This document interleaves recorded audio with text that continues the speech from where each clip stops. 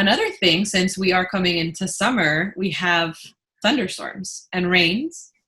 So how do we keep our pets calm with all like the 4th of July and the crazy rainstorms? What do you suggest? Yeah, I actually have dealt with this with one of my own dogs. He has anxiety issues, and we call it noise phobia. So thunderstorms, fireworks, all of that really set him off. And I would say he was moderately affected in the sense that he would just be right at my heels, would be on top of me, under my legs during the storm or anything. So that was his kind of, and he would be shaking, and he's usually a food hound, but he won't take any treats or eat any food during a bad storm. So he gets really scared. It is kind of sad because it is extreme fear and extreme anxiety that's affecting them so bad. And I've even seen a dog that we had to sew up a huge laceration on his chest because he just freaked out during a thunderstorm and ran through a glass door and sliced a big flesh wound in his skin. So they can be really severely affected. Wow. And also what I would say is it can kind of ramp up. So if they are showing mild symptoms and they're young, it can progress and get worse as they get older too. And I think my dog, he progresses throughout the storm season. He's not as bad at the beginning of storm season, and towards the end, he's just like, it's a little bit harder to control the anxiety. So definitely, if they're showing signs of anxiety during storms or fireworks, we definitely want to address it early and try to do something to help them. There are a lot of options. So there are over-the-counter supplements. There is the Thunder shirt, which is kind of like a wrap that you can Velcro on them that does help calm them down, it seems. But a lot of them that are just so severely anxious and scared, a lot of them do need medication to help get them through. A lot of people also, of course, our first reaction as their parents is to go comfort them when they're showing the signs of anxiety.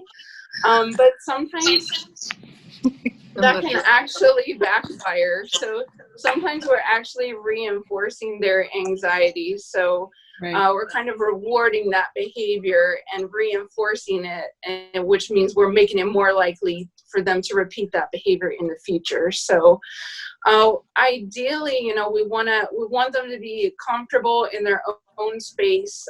If they have if there's a place in the house that's more sheltered from noise, that would be an ideal space for them to go during a storm. You can play the radio, or you can play calming music or something to kind of drown out some of the noise. Right.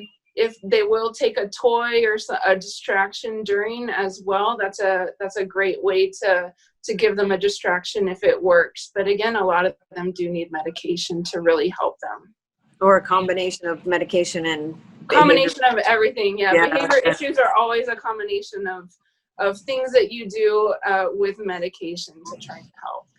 And how do you feel about all these CBD chews and things that are out on the market? Do you recommend any of those, or? So there are a few studies being done in dogs with CBD.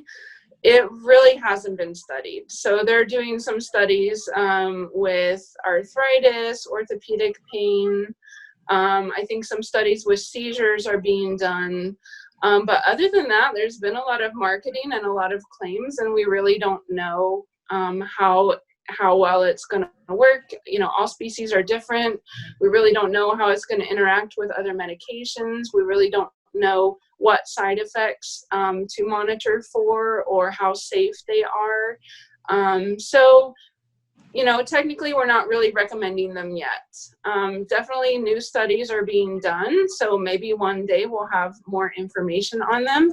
The other issue with them, I would say, is they're completely unregulated. So anyone can make them and claim whatever's in them, and it may not be what they say. So that's the other issue with supplements that are not regulated by the FDA, like medication are. So I have a little bit to add to that, because Dr. Prats and I worked in emergency together, and we would actually see patients come in that had ingested some type of CBD, but the dogs react to it completely opposite than people do. Whether they ingest it or that amount of THC, the dog's behavior they become aggressive. They become very jittery. So the studies have to be done further before we can even say, yes, it works, because if the amount of THC in there is too high, the dog's going to react really bad. Yeah, and I think like most of these on the market here at least don't have the THC, but if they have a minimal amount, you just never know how it's going to affect an animal.